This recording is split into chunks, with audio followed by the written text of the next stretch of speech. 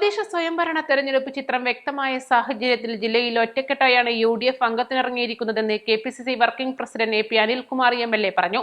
മുമ്പെങ്ങുമില്ലാത്ത വിധം വിട്ടുവീഴ്ചകൾ ചെയ്ത് ഒരേ മനസ്സോടെയുള്ള മുന്നേറ്റമാണ് UDF നടത്തുന്നത്. കോൺഗ്രസിന്റെ സ്ഥാനാർത്ഥി നിർണയം പോലും ഇത്തവണ വേഗത്തിൽ പൂർത്തിയാക്കിയത് ഇതിന്റെ സൂചനയാണ്. 2010 മികച്ച വിജയമായിരിക്കും ഇത്തവണ UDFിനുണ്ടാവുക എന്നും മലപ്പുറം ജില്ലയിൽ UDF തൂത്തുവാരുമെന്നും ഇടതുപക്ഷ സർക്കാരിന്റെ തെറ്റായ സമീപനങ്ങൾക്കെതിരെ ജനവികാരം തെരഞ്ഞെടുപ്പിൽ പ്രതിഫലിക്കുമെന്നും അദ്ദേഹം പറഞ്ഞു. കഴിഞ്ഞ 3 പതിറ്റാണ്ടിനിടെ ഇത്രയും ഐക്യത്തോടെയുള്ള ഒരു തെരഞ്ഞെടുപ്പ് കാലം UDFിൽ ഉണ്ടായിട്ടില്ല. 2-3 പഞ്ചായത്തുകളിൽ മാത്രമുള്ള നാമമാത്രമായ പ്രശ്നങ്ങൾ ഉടൻ പരിഹരിക്കും. മുന്നണിയുടെ കെട്ടുറപ്പിന് പ്രയാസമുണ്ടാക്കുന്ന പ്രവർത്തനങ്ങളുണ്ടായാൽ ശക്തമായ നടപടികളുണ്ടാകും. ഘടകകക്ഷികൾക്ക് അർഹമായ പരിഗണന നൽകിയിട്ടുണ്ട്. വെൽഫെയർ പാർട്ടിയുമായി യാതൊരു ധാരണയും UDFിനില്ലെന്നും അവർ ഘടകകക്ഷിയല്ലെന്നും അനിൽകുമാർ വ്യക്തമാക്കി.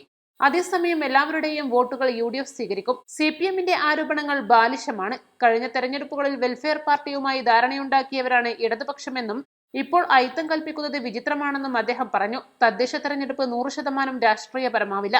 പ്രാദേശിക സാഹചര്യങ്ങൾ കണക്കിലെടുക്കുന്ന നീക്കുപോക്കുകളെ അത്തരത്തിൽ കണ്ടാൽ മതി. PV അൻവറിന്റെ മുന്നണി പ്രവേശനവുമായി ബന്ധപ്പെട്ട വിഷയത്തിൽ അനാവശ്യമായി ചർച്ചകൾ നീട്ടുന്നില്ല.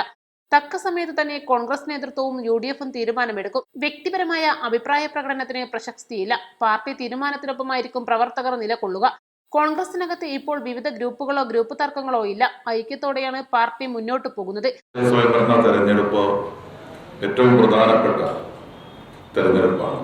ജനങ്ങളുടെ ഒരു ആഘോഷമാണ് കേരളത്തെ സംബന്ധിച്ചിടത്തോളം ഈ തെരഞ്ഞെടുപ്പ്. ഏറ്റവും ഗൗരവകരമായി ജനങ്ങൾ ഈ തെരഞ്ഞെടുപ്പിനെ കാണുന്നു, സ്ഥാനാർത്ഥികളെ കാണുന്നു, പാർട്ടികളെ കാണുന്നു, മുന്നണികളെ കാണുന്നു, അതിനനുസരിച്ച് വിലയിരുത്തുന്നു. നമ്മുടെ നാടിൻ്റെ വികസന പ്രക്രിയയിൽ ഇന്ന് തദ്ദേശ സ്വയംഭരണ സ്ഥാപനങ്ങൾക്ക് വലിയ പങ്ക് വഹിക്കുവാൻ കഴിയുന്ന സാഹചര്യം ഉണ്ട്. അതുകൊണ്ട് തന്നെ ഓരോ പഞ്ചായത്തും ഇന്ന് ഏറ്റവും പ്രധാനപ്പെട്ടതാണ്. ആ നാട്ടിലെ ജനങ്ങളുടെ വികസന കാര്യങ്ങൾ, ക്ഷേമ പ്രവർത്തനങ്ങൾ, വ്യക്തിഗതമായി ലഭിക്കേണ്ട ആനുകൂല്യങ്ങൾ, അങ്ങനെ പലതും ഇന്ന് പഞ്ചായത്തുകളിൽ നിന്നാണ് ലഭ്യമാകുന്നത് എന്നുള്ളതുകൊണ്ട് യഥാർത്ഥത്തിൽ ഇന്ന് എനിക്ക് തോന്നുന്നു നിയമസഭയ്ക്കും പാർലമെന്റിനൊക്കെ അതിൻ്റെതായ വലിയ പ്രാധാന്യമുണ്ടെങ്കിലും തെരഞ്ഞെടുപ്പ് ഏറ്റവും ശക്തമായി നടക്കുന്നത്.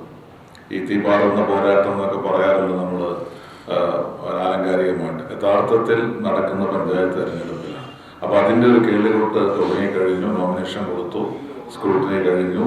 ഇന്ന് വിഡ്രോവലിൻ്റെ ദിവസമാണ്.